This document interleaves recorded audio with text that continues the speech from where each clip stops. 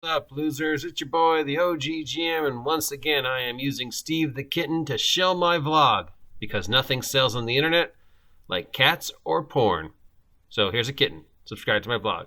All right, it's day 5 of RPG a Day 2022, 6 of RPG a Day 2022. Today's question is how? How would I get more people interested or at the table to play the game? And I don't know, it's going to be hard to top a 2-year shutdown and a mass media plunge into the hobby thanks to Critical Role and Stranger Things.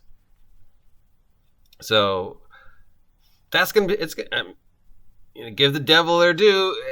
Perfect timing, perfect location, perfect everything, and then the pandemic. There was no way they could lose. That's never going to happen again in that particular perfect storm of situations. So I would have the game store advertise. We have tabletop role-playing game on weekends. We will teach you how to play D&D. Free open tables, just a simple advertising campaign.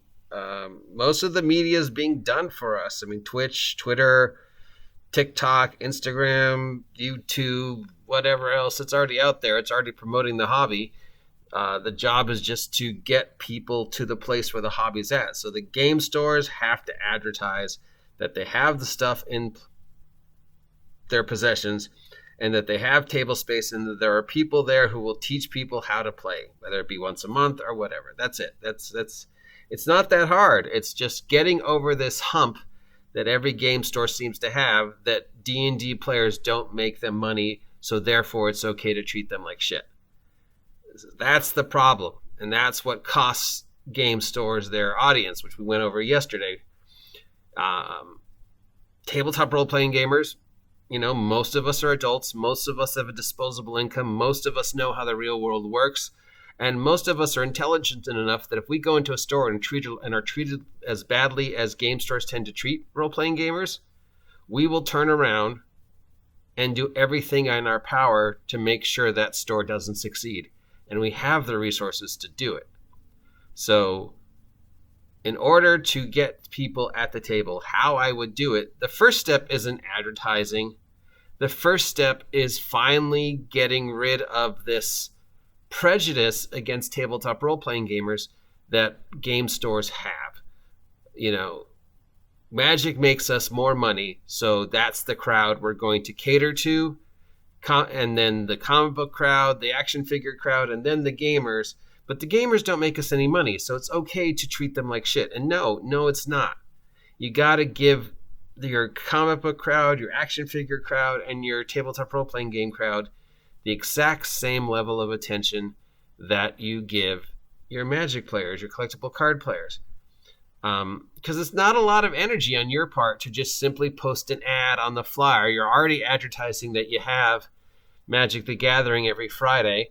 How much extra time and energy and finances is it going to cost to go, once a month new player workshop, once a month how to DM workshop, every Saturday after Magic.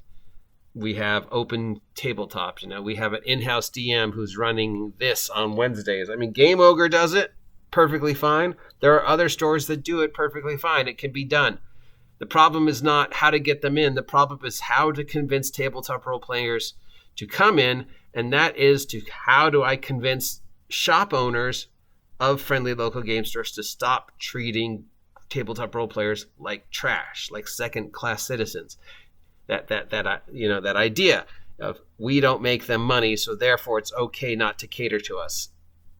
That's what you have to get over. Then everything else will just work its way out. People who game will come into your store if they are felt welcome, and they will spend money in your store if you make them feel welcome. And if they ask, do you have X in stock, you either quietly, gently, and with good customer service tell them no, but I can order it for you.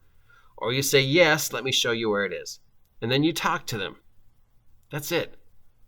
Treat the tabletop role-playing gamers the same way you treat the Magic players. And they will treat your store better than the Magic players treat your store. Because let's face it, the Magic the Gathering players I've seen, I spent several years at Seth's watching how shitty the Magic the Gathering players treated the store. But the D&D players, with one rare exception, were always respectful, always helping out. I mean, Seth got free advertising. He got the front of his store painted. He got free work. He got free remodeling. The role-playing gamers were the ones who constantly supported that store. The Magic the Gathering players treated that store like shit. But the role-playing gamers are treated like shit at game stores. And it shouldn't be that way. You treat them with the same respect you treat the Magic the Gathering players. Cater to their requests the same way you cater to the Magic the Gathering players. And that is how you will get people in your store who want to play.